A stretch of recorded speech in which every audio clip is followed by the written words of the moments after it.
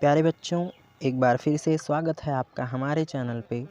और आज हम पढ़ रहे हैं यूपी बोर्ड कक्षा 8 की हिंदी पाठ्यपुस्तक के अनिवार्य संस्कृत खंड से चतुर्थ पाठ विभक्ति नाम प्रयोगा।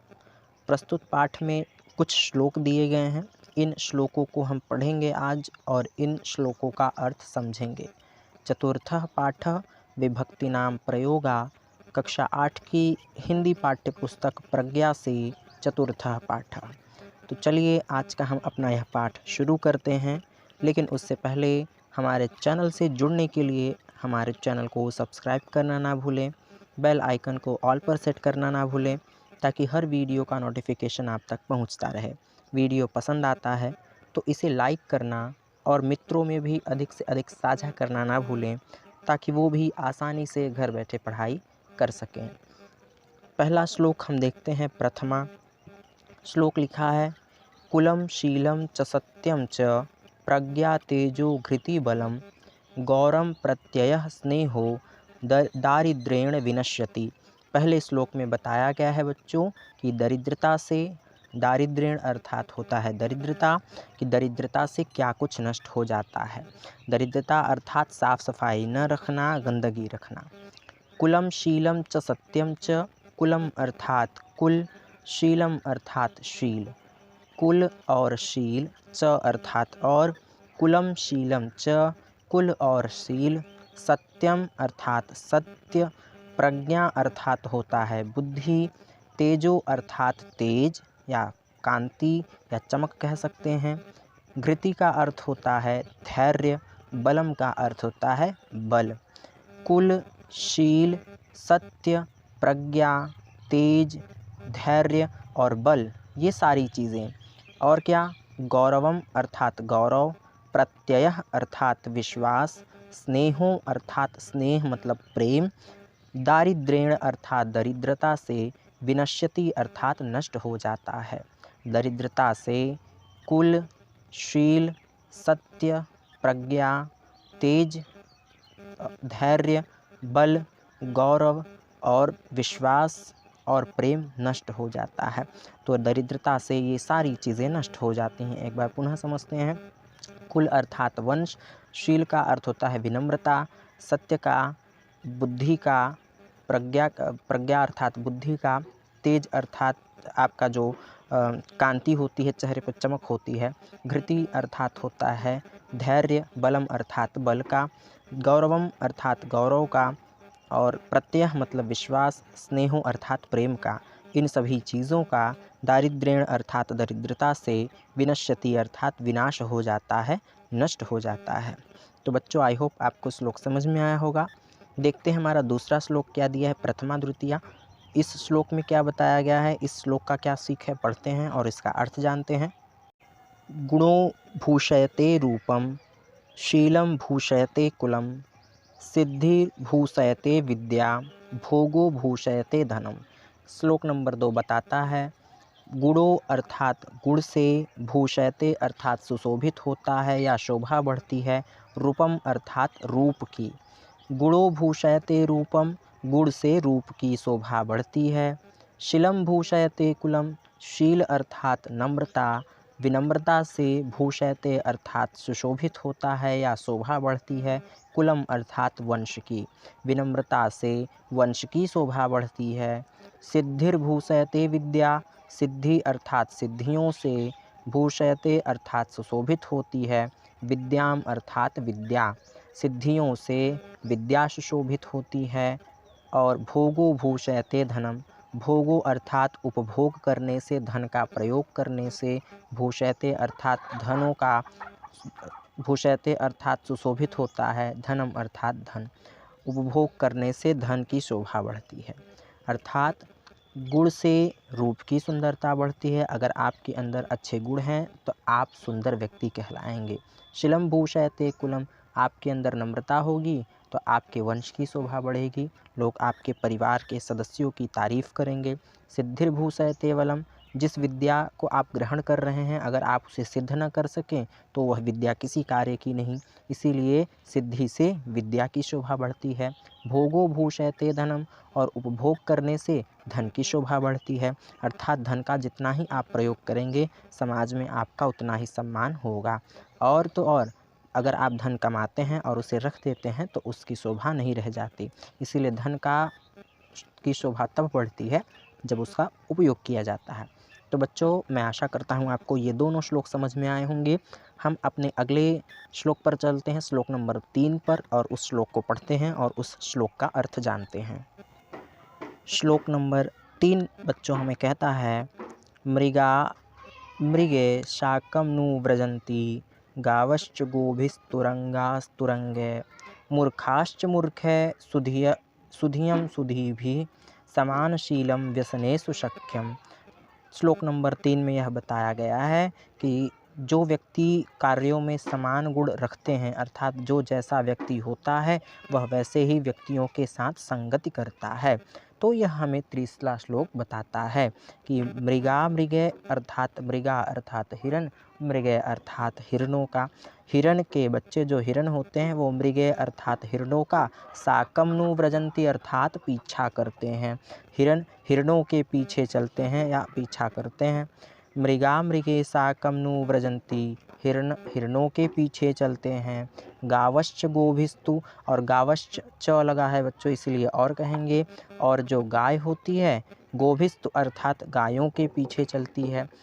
हिरण हिरणों के पीछे चलते हैं, गाय गाय के पीछे चलती है। अब इसी श्लोक में जुड़ा है इसी शब्द में कि तुरंगास तुरंगे, तुरंग कहते हैं बच्चों घोड़ों को, कि घोड़े के पीछे चलते हैं। मूर्खाश्च मूर्ख है, और जो मूर्ख होते हैं वह मूर्खों के पीछे चलते हैं। सुधियः सुधिभिः, जो सुधियः अर्थात विद्वान, जो विद्वान होते हैं वह विद्वानों के पीछे चलते हैं अर्थात विद्वानों के साथ रहते हैं। समानशीलम, समान व्यवहार वाले, व्यसनेषु सख्यम, व्यसन करने वाले व्यक्ति व्यसन करने वाले के साथ रहते हैं। अर्थात इस श्लोक में बताया गया है कि समान कार्यों में समान गुण का मेल खाने वाले लोग आपस में ही मित्रता करते हैं, एक दूसरे से मित्रता करते हैं। जैसे हिरण हिरण के साथ जाता है, गाय गायों के साथ चलती हैं, घोड़े घोड़े के पीछे चलते हैं, और मूर्ख मूर्खों के पीछे जाते हैं। विद्वान विद्वानों की संगति करते हैं, और जो व्यसनेषु अर्थात व्यसन करने वाले, बुरी लत में लगने वाले, विपत्ति वाले व्यक्ति होते हैं वह विपत्ति करने वाले व्यक्तियों के साथ रहते हैं। श्लोक नंबर 4 पढ़ेंगे और श्लोक नंबर 4 का अर्थ जानेंगे कि दानाय लक्ष्मी सुकृताय विद्या, चिंता परब्रह्म विनिश्चयाय, परोपकाराय वचांसि यस्यं, वन्द्यस्त्रिलोकतिलकः स एवं।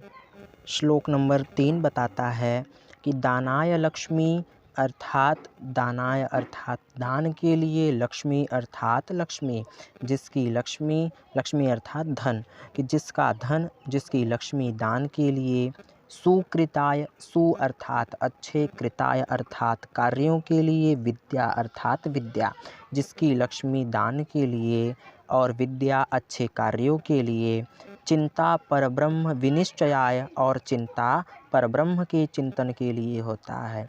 विनिश्चयाय अर्थात चिंतन के लिए, चिंता अर्थात चिंता, और जिसका चिंतन परब्रह्म की चिंतन के लिए होता है।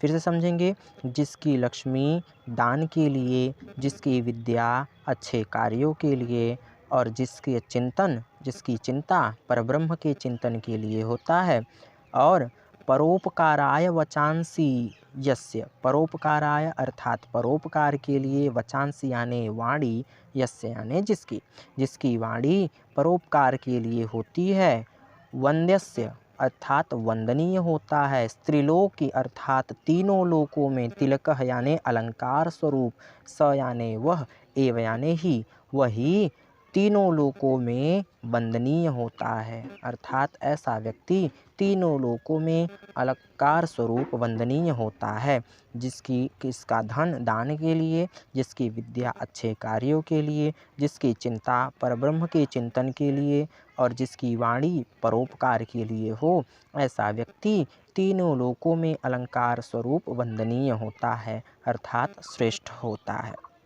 तो बच्चों, हम अपने 5वें श्लोक पर चलते हैं, लेकिन यदि आपको कहीं नहीं समझ आया हो तो आप कमेंट करके पूछ सकते हैं। श्लोक नंबर 5 कहता है,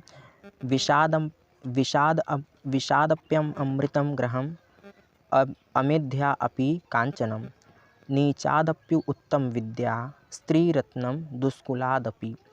विषाद अर्थात विष में से प्य अमृतम ग्रहम, अमृत को ग्रहम अर्थात ग्रहण कर लेना चाहिए। विषाद अर्थात विष में से प्य अमृतम, अमृत को ग्राहम अर्थात ग्रहण कर लेना चाहिए, अर्थात विष से अमृत को ग्रहण कर लेना चाहिए। अमेध्यादपि, अमेध कहते हैं अपवित्र स्थान को, अपि अर्थात भी, अपवित्र स्थान से भी, कांचनम अर्थात सोने को, अपवित्र स्थान से सोने को भी, अगर धन अपवित्र स्थान पर है तो उसे वहाँ से हटा देना चाहिए, उसे ग्रहण कर लेना चाहिए। अर्थात अपवित्र स्थान से सोने को, धन को ग्रहण कर लेना चाहिए। और नीचाद अर्थात नीच व्यक्ति से, उत्तमा अर्थात उत्तम, विद्या अर्थात विद्या को, नीच व्यक्ति से उत्तम विद्या को ग्रहण कर लेना चाहिए। स्त्री रत्नम, और स्त्री रूपी रत्न को, दुष्कुलादपि, दुष् अर्थात बुरे, कुलाद अपि, कुल अर्थात कुलाद अर्थात कुल से, अपि अर्थात भी, और स्त्री रूपी रत्न को बुरे कुल से भी ग्रहण कर लेना चाहिए। तो फिर बच्चों, फिर से एक बार इस श्लोक को समझते हैं। विषादप्यमृतम ग्राहम, विष से अमृत को ग्रहण कर लेना चाहिए। अमेध्यादपि कांचनम, और अपवित्र स्थान से कांचनम अर्थात सोने को ग्रहण कर लेना चाहिए। नीचादप्य उत्तमा विद्या, नीच से उत्तम विद्या ग्रहण कर लेनी चाहिए। और स्त्री रत्नम दुष्कुलादपि, और स्त्री रूपी रत्न को बुरे कुल से अर्थात बुरे कुल से, बुरे परिवार से भी ग्रहण कर लेना चाहिए। तो बच्चों, ये हमारा 5वां श्लोक था। श्लोक नंबर 6 पर चलते हैं। श्लोक नंबर 6 हमें बताता है, हस्तयस्य भूषणम दानम सत्यकंठस्य भूषणम श्रोतस्य भूषणम शास्त्रम भूषणम किम प्रयोजनम। अर्थात हस्तस्य अर्थात हाथों का, भूषणम अर्थात आभूषण या शोभा, हाथों की आभूषण, दानम अर्थात दान है, हाथों का आभूषण या हाथों की शोभा दान है। सत्य कंठस्य भूषणम, और जो सत्य होता है वह कंठ अर्थात गले की शोभा, भूषणम अर्थात आभूषण या शोभा होता है, अर्थात सत्य बोलना तो गले की शोभा, गले का आभूषण होता है। श्रोतस्य भूषणम शास्त्रम, श्रोतस्य अर्थात सुनना, भूषणम अर्थात आभूषण होता है, गहना होता है, शास्त्रम अर्थात शास्त्रों का। अब सुनना अर्थात कानों का, कानों से सुनते हैं तो कान की शोभा या कान का जो है अलंकार शास्त्र होते हैं, विद्या होती है। भूषणम किम प्रयोजनम, अब भूषण अर्थात आभूषणों का भला क्या प्रयोजन है, अर्थात कुछ भी नहीं। जब हाथों का आभूषण दान है, गले का आभूषण सत्य बोलना है, कानों का आभूषण शास्त्र और विद्या को ग्रहण करना है, तो भला आभूषणों का क्या प्रयोजन हो सकता है। तो श्लोक नंबर 7 इस प्रकार से समाप्त होता, 6 हमारा समाप्त होता है। अंतिम श्लोक है बच्चों 7वीं श्लोक नंबर 7, उसे भी पढ़ते हैं और उस श्लोक का अर्थ जानते हैं। लेकिन अगर आपको कहीं भी नहीं समझ में आया है कोई श्लोक तो आप कमेंट करके अवश्य पूछें, और अगर चैनल पे फर्स्ट टाइम है तो बिना सब्सक्राइब किए हमारे चैनल को ना जाएं। हमारे पाठ का अंतिम और आखिरी श्लोक है 7वीं श्लोक। उत्सवे व्यसने चैव दुर्भिक्षे राष्ट्रविप्लवे राजद्वारे शमशाने च यतिष्ठति स बंधवः। उत्सवे अर्थात उत्सव में, आनंद में, व्यसने अर्थात व्यसन में, कार्यों में, च एव अर्थात और, उत्सव में और व्यसन में, कार्यों में, और दुर्भिक्षे अर्थात अकाल के समय, अकाल में, राष्ट्र विप्लवे, राष्ट्र अर्थात राष्ट्र पर, विप्लवे अर्थात विपत्ति में, राष्ट्र में विपत्ति पर, उत्सव में, कार्य में, और आकाल में और राष्ट्र पर विपत्ति में, राजद्वारे राजा के दरबार में, शमशाने च और शमशान में, शमशान घाट में, यस्तिष्ठति जो साथ होता है, स बांधवः वही बंधु होता है, अर्थात वही भाई वही मित्र होता है जो उत्सव में भी साथ हो, कार्य में भी साथ हो, आकाल में भी अर्थात किसी विपदा या किसी मुसीबत संकट के समय भी साथ हो, और हमारे राष्ट्र पर जब कोई विपत्ति आए तब भी साथ हो। अगर हम राजा के दरबार में हों वहाँ भी साथ हो, शमशान में हों वहाँ भी हमारे साथ हो, और जो इन परिस्थितियों में हमारे साथ होता है वही हमारा भाई होता है, वही हमारा मित्र होता है। तो बच्चों, आज का हमारा यह पाठ विभक्ति नाम प्रयोगा चतुर्थ पाठ यहीं पे समाप्त होता है।